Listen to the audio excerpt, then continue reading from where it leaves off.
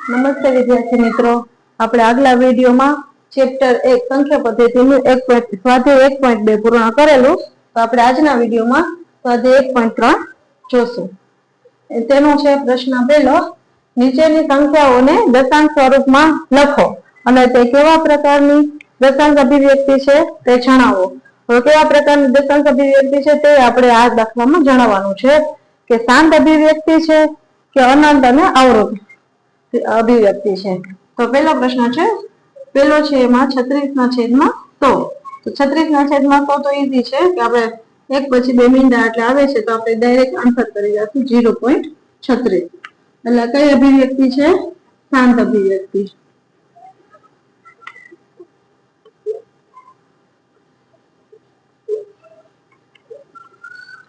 ત્યારબાદ છે બીજું 1/11.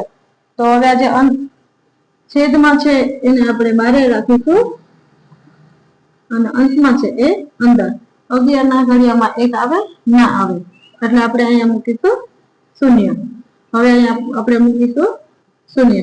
તો એ 11 ના ઘડિયામાં 10 ન આવે એટલે અહીંયા આપણે પાછો 0 મૂકીશું ને અહીંયા 0. હવે 11 9 99. 100 માંથી 99 જાય તો 1. હવે પાછો 11 ના ઘડિયામાં 1 ના આવે એટલે આ 0. હવે 11 ના ઘડિયામાં 10 ના આવે એટલે આપણે પાછો 0 મૂકીશું 0 અને અહીંયા જોયો પાછો 11 9 99. એટલે 100 માંથી 99 જાય તો 1. એટલે આમાં 0.090909 એવી રીતે આગળ ચાલી જ રહે. એટલે આપણે છેલ્લે શેષ એક જ વધશે. એટલે આપણે આને શું કહીશું? અનંત અને અનાવૃત અભિવ્યક્તિ.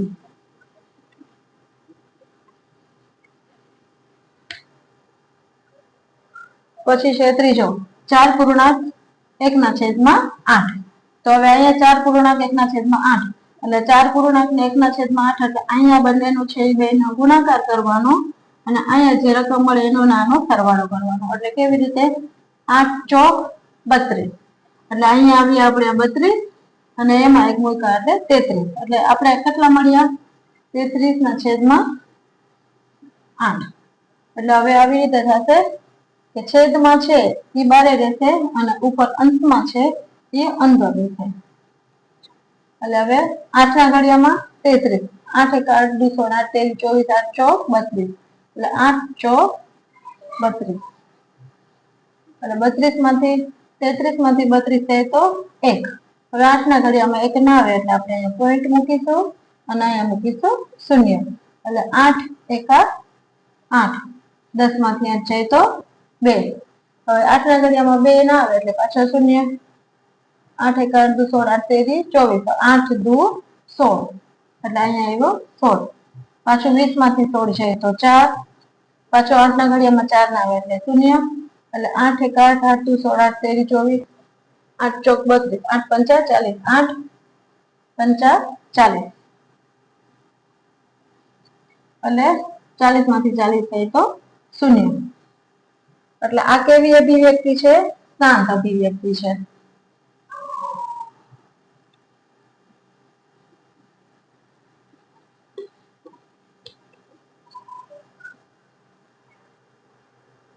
હવે આવ્યું 3/13.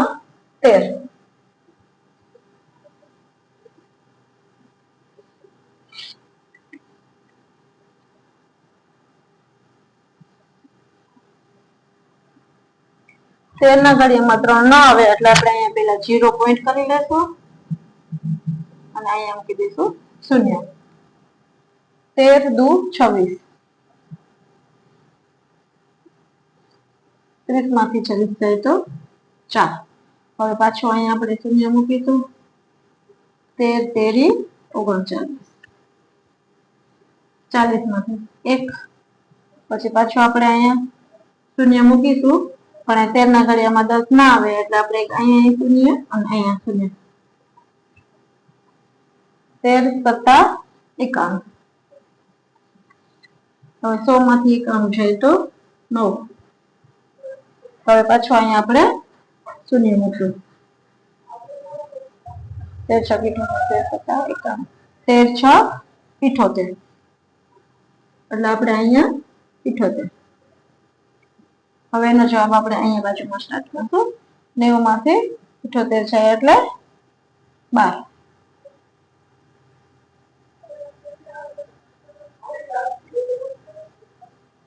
પછી પાછું અહીંયા શૂન્ય મૂકીશું.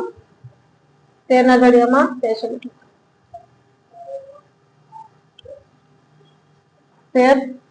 9 117 એટલે 120 માંથી 117 જાય એટલે 3. જો હવે આપણો અંશમાં છે 3 અને અહીંયા આપણી છેલ્લે શેષ અવધિ છે 3, ત્યારે આપણે અહીંયા દાખલો પૂરો કરી દેવાનો. હજી આપણે આગળ ચાલુ કરશું તો પાછી આપણે આ સંખ્યા રિપીટ થશે. આપણી આ જે છે એ જ સંખ્યા પાછી રિપીટ થશે. એટલે આપણે જયારે અંશમાં અહીંયા 3 આપેલા છે એ જયારે જવાબ આવી જાય 3 એટલે પૂરો કરી દેવાનો. એટલે આપણે આ કઈ અભિવ્યક્તિ છે? અનંત અને અનાવૃત અભિવ્યક્તિ છે.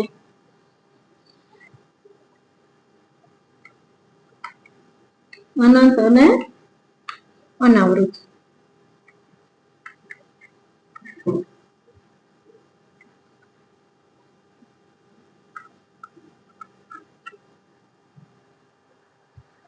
હવે દાખલો આવ્યો 5મો. 2/11.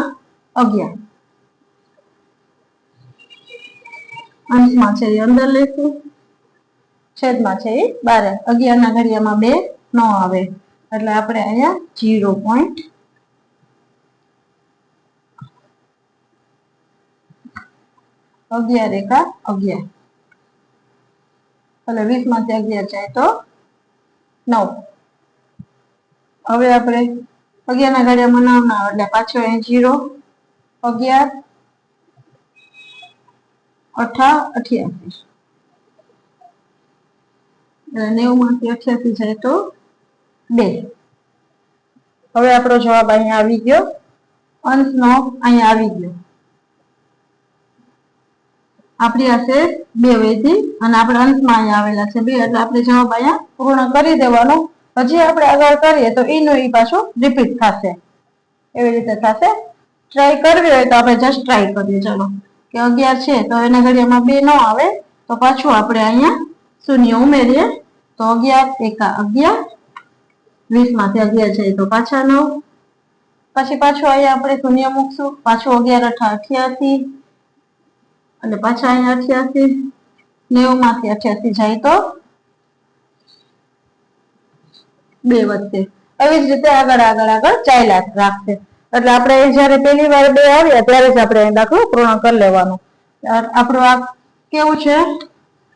અનંત અને અનાવૃત અભિવ્યક્તિ.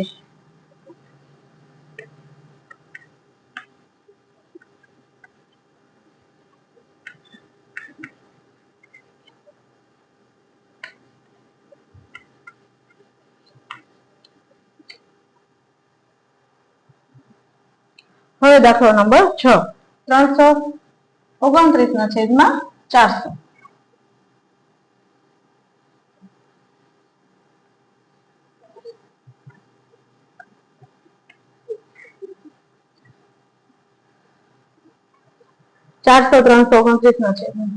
ઘડિયામાં ન આવે એટલે 0 પોઈન્ટ કરી નાખ્યા એટલે આપણે 0 મૂક્યો.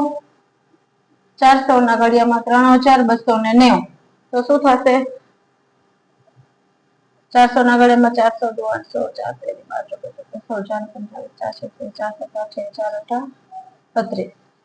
400 ગુણ્યા 8 એટલે થશે આપણા 3200. એટલે હવે 3290 માંથી 3200 જાય એટલે 90.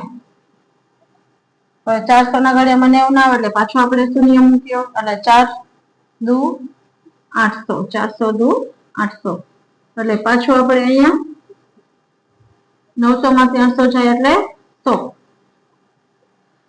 હવે 400 ના ઘડિયામાં 100 ના આવે એટલે વળી અહીંયા આપણે શૂન્ય મૂકીશું.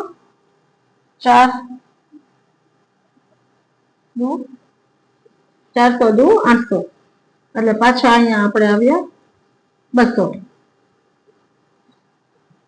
વળી 400 ના ઘડિયામાં 200 ના આવે એટલે વળી આપણે શૂન્ય કરીશું એટલે 4 × 5 એટલે 2000 400 × 5 એટલે 2000 એટલે આપણે છેલ્લે શેષ વધી 0 0 0 એટલે આખી આવૃત છે શાંત આવૃત શાંત અભિવ્યક્તિ હવે આપણે જાણવા માટે કે શાંત છે કે અનંત અને અનાવૃત તેના માટે આપણે શું જોઈએ કે છેલ્લે આપણે જવાબમાં શેષ 0 આવે તો આપણો દાખલો છે શાંત અને શેષ 0 ના આવે તો આપણો જવાબ આવી જાય અનંત અને અનાવૃત અભિવ્યક્તિ સમજાઈ ગયું હવે પ્રશ્ન 2 તમે જાણો છો કે 1/7 બરાબર 0.1428557 છે શું તમે ખરેખર ભાગાકારની લાંબી પ્રક્રિયા કર્યા વગર 2/7 3/7 4/7 5/7 6/7 ની દશાંશ અભિવ્યક્તિ શું મળશે અનુમાન કરી શકશો જો હા હોય તો કેવી રીતે આપણે દશાંશ અભિવ્યક્તિ કરવાની છે ભાગાકારની લાંબી પ્રક્રિયા કર્યા વગર તો હવે આપણે પહેલા કેવી રીતે કરશું કે 1/7 બરાબર 1/7 બરાબર 0.1428557 12 છે તો હવે આપણે કેવી રીતે શું કહેવામાં આવ્યું છે કે 1/7 છે એની જગ્યાએ આપણે આ રકમ ઉમેરવાની છે એટલે હવે આપણે શરૂઆત કરશું કે પહેલા લખશું 2/7 3/7 4/7 5/7 અને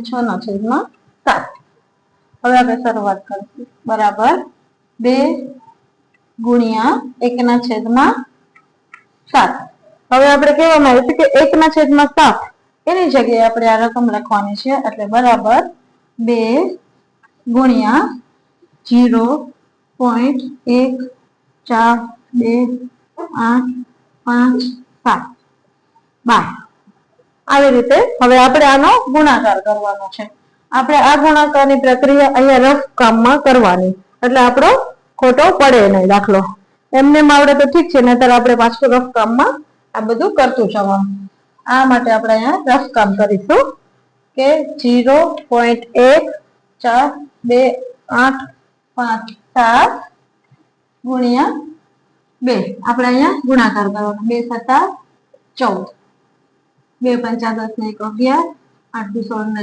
17 2 × 4 ને 5 2 × 8 2 × 2 અને 0 એટલે આપણો જવાબ મળ્યો અહીંયા 0.2855714 અહીંયા 12 ની નિશાની હતી એટલે આપણે અહીંયા 12 ની નિશાની કરવી કમ્પલસરી છે એવી જ રીતે 3/7 અને 3/7 એટલે 3 ગુણ્યા 1/7 અને 1/7 છે એની જગ્યાએ આપણે આ જ રકમમાં જ લેશું એટલે 3 ગુણ્યા 0.1428557 આવી જ રીતે પાછું આપણે વર્ક કરીશું 0.142857 ગુણ્યા 3 3 × 7 21 5 × 3 = 15 2 × 24 ને 25 3 × 6 ને 2 8 4 × 3 12 4 ને 4 4.0 તો બીજાનો આન્સર આવ્યો 0.428571 અહીંયા 12 હોય એટલે આપણે 12 ની નિશાની કરવી કમ્પલસરી છે પછી એવી જ રીતે 4 ગુણ્યા 1/7 બરાબર 4 ગુણ્યા 0.14 28 57 12 0.14 28 57 ગુણ્યા 4 7 ચોક 28 નો આખો ફરી પડે 2 4 45 ને 2 22 ચોક 32 4 8 11 ચોક 17 4 1 5.0 એટલે એનો જવાબ આવશે 0.57 14 અને 28 12 એવી જ રીતે 5 ગુણ્યા 1/7 બરાબર 5 ગુણ્યા 0.14 28 57 12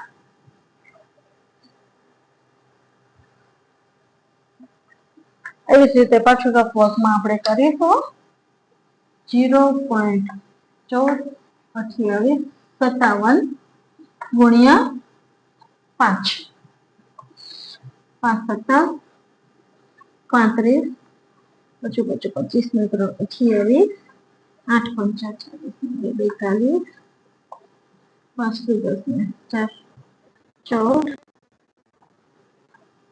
4 45 ને 21 5 5 ને 2 7 ને 0 તો આપણે એનો જવાબ આવશે 0.71 42 85 12 એવી જ રીતે 6 જોડે કરીશું 6 ગુણ્યા 1/7 બરાબર 6 ગુણ્યા 0.14 28 57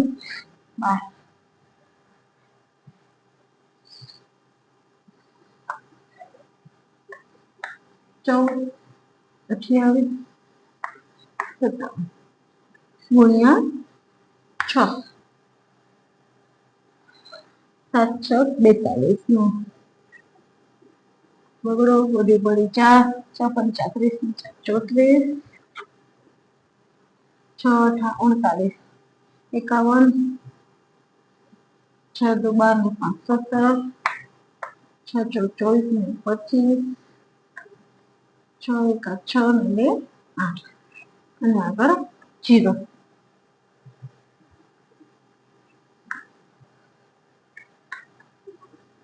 0.75 71 42 આવી જ રીતે આપણે શું કર્યું છે 1/7.0 142 857 એટલે 14 28 57 12 છે આપણે ભાગાકારની લાંબી પ્રક્રિયા વગર આપણે દશાંશ અભિવ્યક્તિનું અનુમાન કરી શકીએ આવી રીતે છે આપણો જવાબ સમજાઈ ગયું વિદ્યાર્થી મિત્રો હવે આ સાથે આપણે પ્રશ્ન 1 અને 2 અહીંયા પૂર્ણ કરેલ છે તો પ્રશ્ન 3 સાથે આગલા વિડીયોમાં મળીશું